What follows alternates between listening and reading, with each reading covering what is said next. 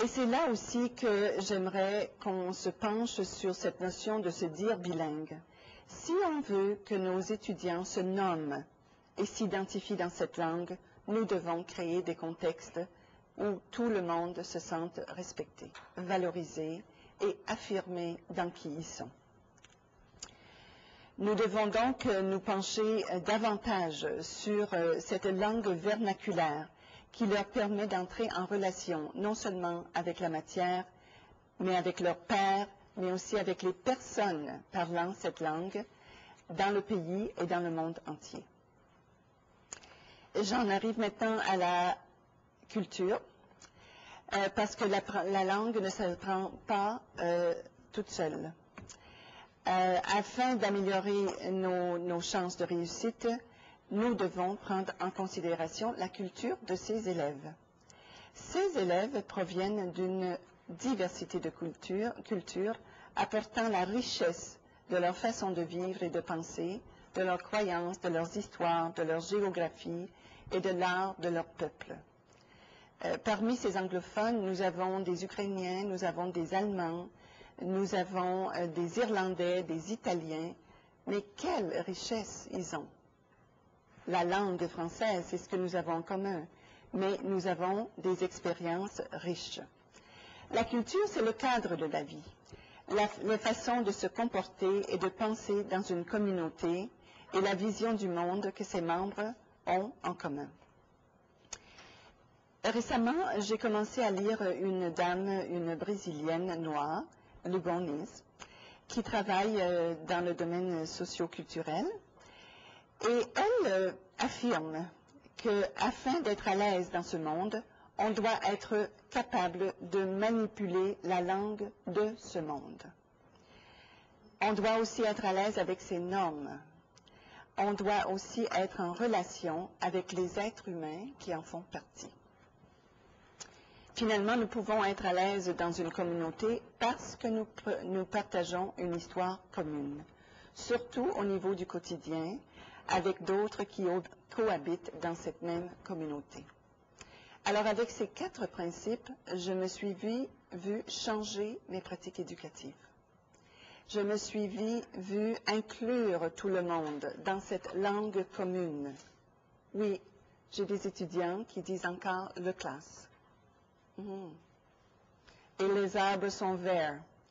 J'ai des étudiants qui disent ça. Mais ils ont payé leurs frais de scolarité, et c'est drôle, on les a acceptés. Alors moi, j'ai une responsabilité.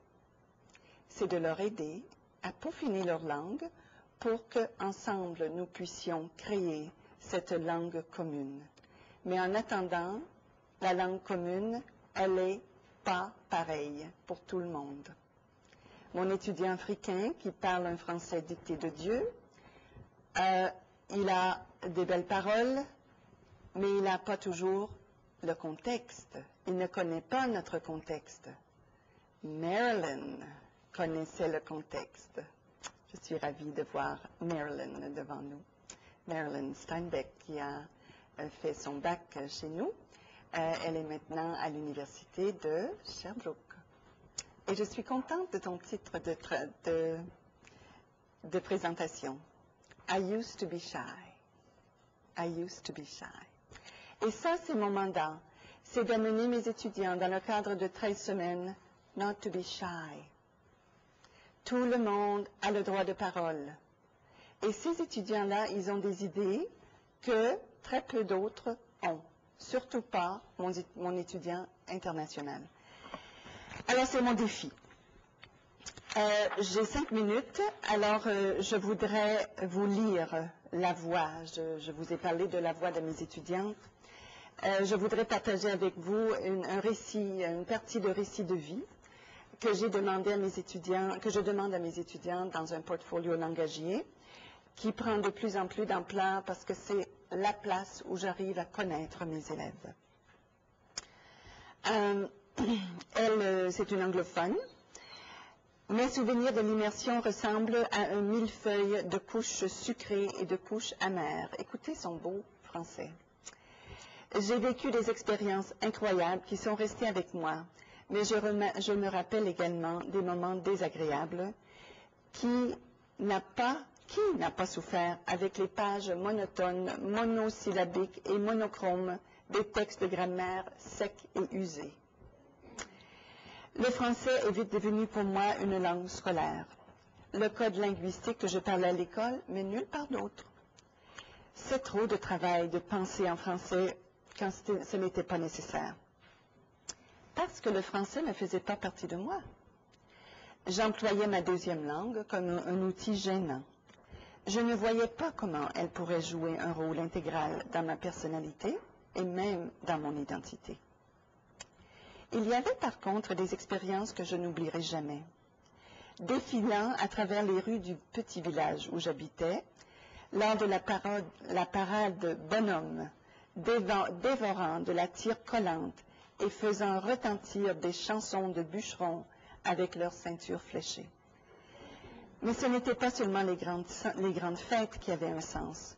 J'adorais aussi le petit coin de lecture avec ces livres qui m'appelaient. Plusieurs de mes enseignantes avaient l'habitude de lire à haute voix des romans et de chanter des chansons d'origine française et anglaise avec leur guitare. C'était en fait toutes ces petites choses qui me frappent maintenant. Voilà ce qui m'introduit à la possibilité que la réalité francophone, la langue, la culture, la musique, la littérature pourraient être la mienne, enrichissant mon vécu anglophone.